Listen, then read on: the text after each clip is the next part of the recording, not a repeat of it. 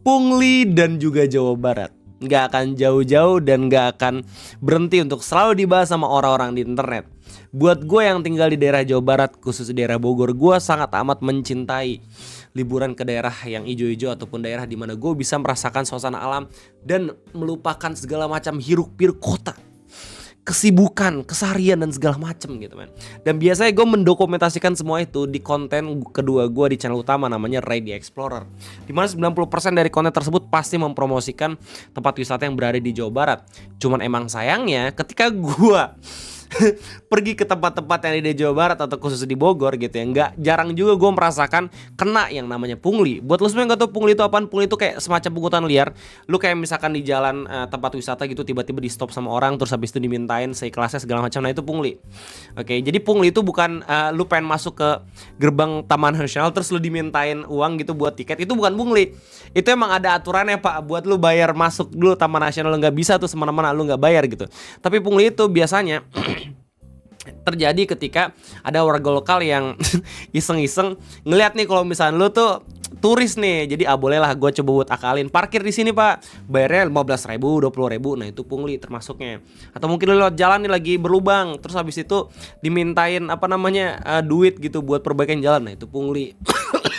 Sorry, by the way, gue masih batuk. Nah, di tanggal 25 November 2024 ada salah seorang Facebooker yang curhat di grup Camping.Adventure Family, di mana curhatan ini rame banget diomongin sama orang-orang. Udah di-share di Twitter dan udah di-share di Instagram. Ini postingan dari Om Edward Cobra gitu ya, dia di grup Camping.Adventure Family. Dia sendiri bilang kalau misalkan di tanggal 24 November 2024 kaget, karcis masuknya per motor isi 2 orang 85.000, biasa masuk 35.000. Ini kenapa jadi 85.000? Parah, bakalan sepi nih peminat atau tempat. Sorry, ini tempat. Jadi kalau misalnya gue lihat di foto, ini sepertinya beliau berlibur ke daerah Gunung Bunder yang ada di Pamijahan. Jadi gue sendiri udah sering banget kesini 5-6 kali. Jujur buat lo semua yang nggak tahu kenapa harga tiket masuk kawasan Taman Nasional sekarang mahal. Jadi remember ketika gue buat video ngopi tentang penerapan tarif baru buat nerbangin drone yang katanya 2 juta per hari. Nah, peraturan itu sama dengan peraturan untuk menaikkan harga orang-orang ketika masuk ke dalam kawasan Taman Nasional. Jadi kemarin waktu kita ngebahas tentang penerapan tarif drone, itu nggak cuman buat bahasan kenaikan harga simaksi gitu buat orang-orang naik gunung, tapi juga kenaikan harga untuk lu liburan ke daerah yang emang biasanya masuk ke dalam kawasan taman wisata. Dan lu bisa mendapatkan salinan dari peraturan itu di website Kementerian Lingkungan Hidup gitu ya. Beda ini peraturan dibuat ketika zamannya Pak Jokowi, kok nggak salah. Soalnya di sini masih Kementerian Lingkungan Hidup dan Kehutanan. Kalau misalkan zamannya Pak Prabowo itu udah Kementerian Kehutanan dan juga Lingkungan Hidup udah dipisah gitu ya nggak sih? Di Peraturan Pemerintah Republik Indonesia nomor 36 tahun 2024. Dan lu bisa ngeliat sendiri di sini kalau misalkan nih tiket masuk di Taman Nasional, Taman Wisata Alam, Taman Buru atau Suaka Marga Satwa itu dinaikkan. Jadi untuk Taman Nasional kelas 1 wisata Nusantara itu per hari bisa dikenakan tarif Rp60.000, untuk rombongan pelajar Rp25.000. Dan kalau misalkan Taman Nasional kelas 2 itu wisatawan Nusantara 20.000, rombongan pelajarnya 10.000. Dan gue nggak tahu apakah di daerah Taman Nasional Gunung Halimun Salak itu menerapkan Taman Nasional kelas berapa gitu. Yang jelas kalau misalnya gue dari postingannya 2 orang 85.000, ini termasuk tarif parkir juga, dan tarif parkir juga ditentukan di peraturan tersebut. Jadi emang hampir semua harga untuk tiket masuk kawasan Taman Nasional, Suaka, Taman Wisata dan segala macam berikut dengan parkirnya itu harganya semua udah ditentukan di peraturan pemerintah ini. Dan semoga lu nggak kaget gitu ya. Kemarin waktu baru aja diresmin tuh orang-orang pada kaget, terus pada akhirnya protes lah di kolom komentar gitu. Sekarang ya mungkin beberapa di antara orang-orang yang biasanya itu nggak merasakan dampak dari peraturan ini jadi mulai merasakan gitu. Saya udah pada mulai diterapin di beberapa taman nasional, termasuk di daerah kawasan Taman Nasional Gunung Halimun Salak. Jujur gue nggak tahu apakah ini tarif udah termasuk perbedaan antara weekend dan juga weekdays gitu ya. Soalnya biasanya kalau misalnya lu pergi ke tempat-tempat kayak gitu pasti tarifnya dibedain yang weekend sama weekdays. Cuma yang jelas kalau misalkan 85.000 2 orang Beda ini ya, beda penyesuaian ekonomi gitu. Ada yang mungkin nganggap kalau misalkan 85.000 buat 2 orang itu mahal, atau mungkin ada yang nganggap kalau misalkan 85.000 untuk 2 orang itu murah. Cuman kalau misalkan gue di kolom komentar banyak banget orang-orang yang setuju kalau misalkan harga segitu udah termasuk harga yang cukup mahal untuk merasakan bagaimana untuk merasakan bagaimana indahnya tempat wisata yang di daerah Jawa Barat. Banyak banget orang-orang bahkan yang bilang kalau misalkan, hey, ini dunia dibuat sama Tuhan, tapi kenapa lu tarifin dan segala macam. Kasihan warga lokal yang emang udah jualan di sana tapi tiba-tiba sepi gitu pengunjung. Karena apa? Bukan karena warga lokal sendiri yang jualan, tapi karena emang banyak banget penerapan kenaikan harga dan tarif dan segala macam. Nah, ini baru aja masuk ke taman wisatanya, belum lagi ketika lu pergi ke beberapa spot-spot tempat wisata. Kayak misalkan lu pergi ke Curug. Kalau misalnya lu pergi ke Curug, lu harus bayar tiket lagi. Dan kentutnya adalah di daerah tempat-tempat wisata yang berhubungan dengan air terjun di Bogor atau di Jawa Barat, itu kalau misalkan satu aliran air itu bisa dibedain anjir per spot. Jadi satu aliran air terjun itu pasti bakalan ada 5 spot tempat wisata tuh. Curug apa, dan masing-masing lu kalau misalkan pengen masuk, itu pasti bayar tiket masuk lagi. Dan emang justru lebih menguras kantong juga gitu kalau misalnya emang pengen ngunjungin semua curug ya, kalau misalnya nggak puas gitu ya. Apalagi kalau misalnya area camp lu juga harus bayar juga per malamnya dan segala macem. Pasti ini bakalan kaget sih buat orang-orang yang biasanya merasakan bagaimana indahnya tempat wisata dan juga tempat yang bisa buat lu seger gitu dalam mata, pandangan dan segala macam. Jadi banyak banget orang-orang juga di kolom komentar yang pengen tempat wisata itu sepi. But what if, coba kalau misalnya kita pikir ulang-ulang, apakah ini salah satu strategi dari pemerintah agar tempat-tempat wisata tersebut itu sepi dan pada akhirnya lingkungan kembali lagi untuk ekspansi, kembali lagi untuk recovery, dan pada akhirnya gunung kita kembali lestari. Kalau misalnya kayak gitu tujuannya dari awal, kalau misalnya tujuannya konservasi dari awal, kenapa nggak langsung dihilangin akses untuk berkunjung dan juga berlibur di sana? Iya nggak sih? Jadi kalau misalnya emang ini pada akhirnya untuk penerimaan negara gitu ya, gue harap pemerintah tuh nggak cuma asal buat naikin tarif doang, tapi coba buat tingkatin juga fasilitas-fasilitas yang ada gitu. Belum lagi harus menyesuaikan tarif ekonomi dan juga kemampuan daya beli dari orang-orang yang ada di sekitarnya yang biasa berlibur di sana gitu. Mungkin karena emang banyak banget orang-orang yang udah mulai bawa mobil ke sana mungkin, ataupun banyak banget orang-orang yang mulai berlibur, itu jadi celah kesempatan buat para pengelola untuk menaikkan harga. Padahal kenaikan harga kalau misalnya nggak diimbangin sama fasilitas, ya justru bakalan ngebuat orang-orang dongkol.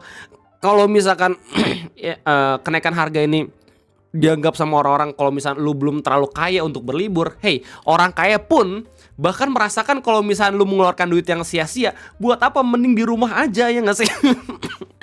Dan ini bahasannya udah sampai di Twitter.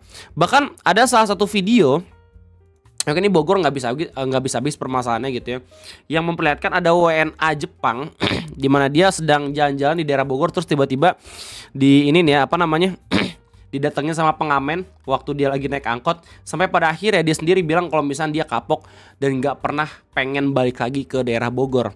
Ini diberitain sama Radio El Sinta gitu ya, dimana di captionnya bilang kalau misalkan pengamen buat takut wisatawan mancanegara dari Jepang ini sampai ketakutan oleh sikap para pengamen yang ada di kota Bogor. Hingga dalam pernyataan terakhirnya dia mengatakan sesuatu yang membuat tercengang. Simak sampai habis videonya. Sebelum diberitahu oleh media Bogor, petugas gabungan merazia pengamen di beberapa titik di kota Bogor. Di Kemen Parekraf. Oke, kita udah punya Kementerian Pariwisata dan segala macam. Jadi harapannya dengan ada kementerian ini dan juga Kementerian Kehutanan yang udah dipisahkan sama Kementerian Lingkungan Hidup, mereka bisa berunding gitu soal permasalahan ini. Ini menurut gue juga salah satu permasalahan hujan gitu. Saya udah sampai ke wisatawan mancanegara, tapi jangan lupa juga sama concern dari wisatawan Nusantara juga yang ikutan sering buat berlibur atau seenggaknya healing ke daerah-daerah Taman Nasional dan segala macam. Mereka juga banyak yang protes kalau misalkan kenaikan harga atau tarif masuknya itu nggak masuk akal. Bahkan ada penerapan biaya penerbangan drone yang menurut gue gitu ya, mungkin bisa disesuaikan juga. Soalnya kita juga promosi juga bantu orang biar perekonomiannya juga naik. Ya sih kan balik lagi kalau misalnya ngomongin soal peraturan kayak gini kan, tempat tentang Taman Nasional kan ada dua. Apakah tujuannya itu untuk komersial atau untuk konservasi? Kalau untuk konservasi, daripada dinaikin tarif sampai pada akhirnya image dari pemerintah itu buruk, mending sekalian dihapus aja nggak sih aksesnya. Orang-orang nggak pada bisa masuk ke sana, terus habis itu hutan bisa restorasi lagi kayak gitu. Gue sangat amat setuju kalau misalnya pada akhirnya tempat-tempat wisata yang emang biasanya dikunjungi sama orang langsung disepiin. Oke, jadi kita emang benar-benar nggak bisa berwisata di sana gitu. Cuman kalau misalnya pada akhirnya ini tujuan untuk komersialisasi, akan lebih baik kalau misalnya tarifnya dikaji ulang menurut gue. Kita udah pernah merasakan kebijakan yang dikaji gara-gara viral gitu, kayak kemarin waktu di daerah Gunung Salak via Jisaka gitu, yang diresmiin jalurnya terus tiba-tiba harga tiket masuknya tuh melambung naik drastis dengan peraturan yang bahaya banget, kata-katanya viral, rame, terus diomongin sama orang-orang, pada akhirnya peraturannya direvisi lagi. Mungkin dengan adanya orang-orang yang kembali buat ngomongin soal ini, jadi peraturan-peraturan yang berhubungan dengan tarif dan juga tempat wisata bisa dikurangi juga.